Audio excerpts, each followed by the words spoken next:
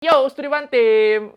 Hihi. Ya, kita udah 2 minggu ya bahas bajak laut mulu. Gue lihat di komen juga orang-orang yang nggak ngikutin One Piece nih udah mulai protes nih. Oke, kalau gitu kita libur dulu bahas bajak lautnya. Kebetulan kemarin gue baru nonton film yang judulnya The Current War. Ini film sejarah based on true story ya. Nyeritain tentang War of the Currents, atau kalau di kita dikenal sebagai perang arus listrik.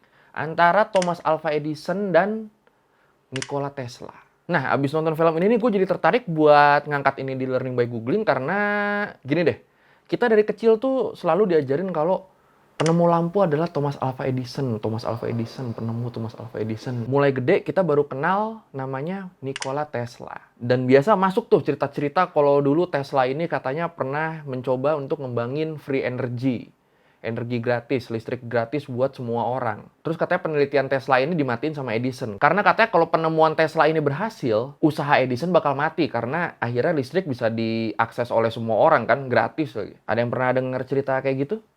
Ini bener apa enggak ya? I'm so damn confused. Nah makanya nih, biar kita tahu, langsung aja kita lihat apa yang sebenarnya terjadi antara Thomas Alva Edison dan Nikola Tesla di Learning by Googling. Nggak One Piece.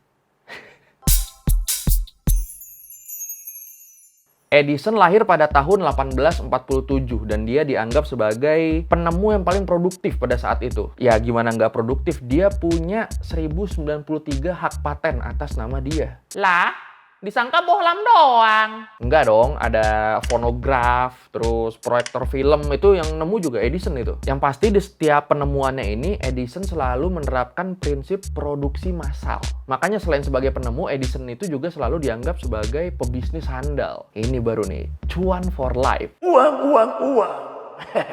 Jika bicara dengan uang, hidupku pasti senang. Tesla lahir tahun 1856, jadi beda 9 tahun ya sama Edison ya. Pada masa itu Tesla juga dikenal sebagai penemu yang hebat. Teknologi-teknologi sekarang tuh kayak mesin X-ray, radio, itu ada kontribusi dari penelitian Tesla di situ. Banyak yang meyakini kalau Tesla ini mendedikasikan hidupnya untuk membuat alat-alat yang berguna bagi kemanusiaan.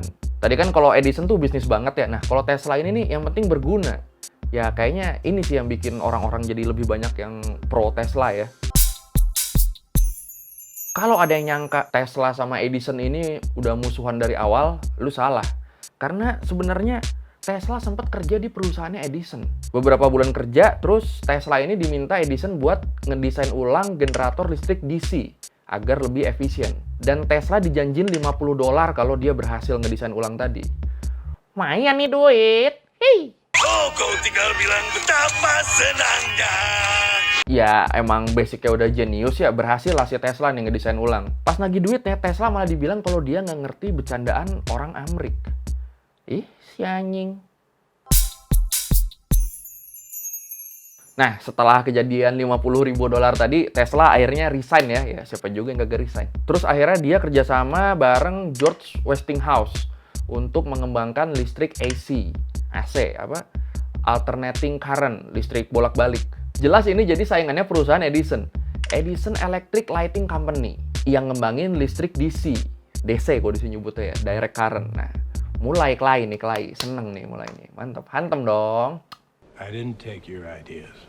Mulailah persaingan antara Edison versus Tesla, yang akhirnya dinamain War of the Currents, perang arus listrik. Ada yang bilang buat ngalahin listrik AC-nya Tesla, Edison ini sampai ngebunuh gajah pakai arus listrik AC. Buat ngebuktiin kalau listrik AC-nya Tesla ini emang berbahaya. Waduh. Kalau lu cari di YouTube, itu ada videonya ya. Nah ini, dari awal gajahnya dibawa nih, sampai akhirnya nanti disetrum dan mati. Jahat sekali umat manusia.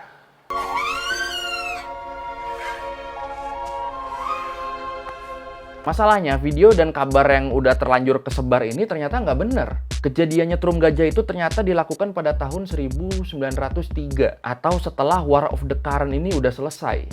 Lah, Edison juga tahun segitu udah keluar dari perusahaan listriknya dia itu. Jadi kejadian ini nggak berhubungan langsung dengan Edison ataupun War of the Currents ya, walaupun yang melakukan adalah mantan perusahaannya Edison. Jadi yang tadi udah mikir kalau Edison jahat, ya silakan minta maaf.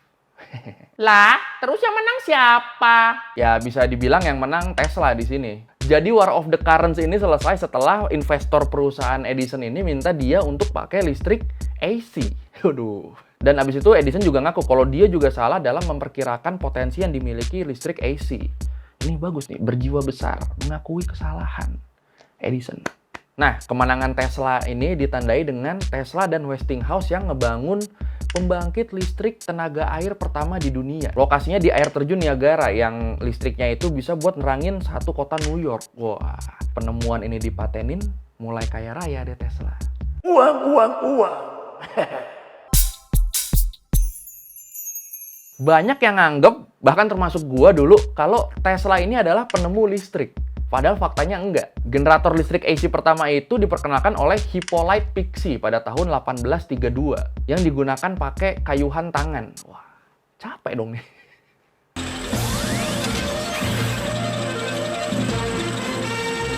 Jadi sebenarnya generator AC fase tunggal ini udah banyak dipakai di Eropa pada awal tahun 1880-an. Setelah itu baru banyak peneliti yang nyoba ngembangin generator AC 2 fase. Dan Tesla ini salah satunya. Yang bikin Tesla ini diakui adalah karena dia bisa ngembangin generator dengan efisiensi yang tinggi. Yang akhirnya digunain di air terjun Niagara tadi.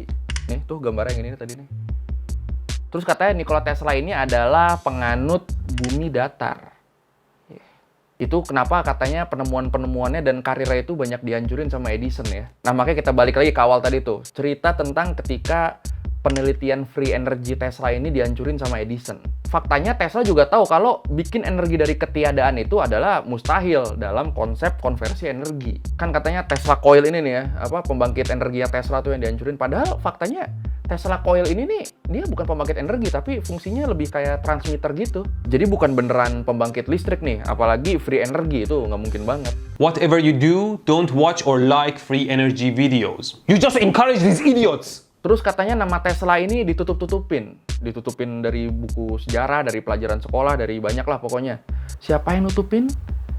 Elit global. Padahal faktanya nama Nikola Tesla ini dipakai di banyak tempat. Ada penghargaan namanya Nikola Tesla Award. Terus Tesla juga dipakai namanya buat satuan medan magnet kan. Terus Belgrade Nikola Tesla Airport. Lagi-lagi ceritanya nggak terbukti ya. Nah, bagi Anda-Anda yang percaya sama cerita-cerita itu seperti saya dulu, mari bertobat. Berikan hidayah pada mereka agar mereka sadar apa yang mereka lakukan itu salah. Gue juga sempat nonton wawancara Elon Musk pas dia ditanya, dia disuruh milih waktu itu antara Thomas Alva Edison atau Nikola Tesla.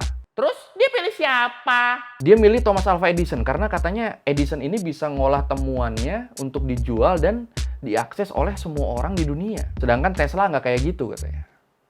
Oke. But on balance, I'm a bigger fan of Edison than Tesla. Because Edison brought his stuff to market and made those inventions accessible to the world, whereas Tesla didn't really do that. Oke, sekian Learning by Googling kali ini ya. Tadi perang antara Thomas Alva Edison dan Nikola Tesla. Ini perang seru nih, perang bisnis, perang otak, mantap banget deh. Biasa kan perang Viking yang kita bahas ya, bunuh-bunuhan ya.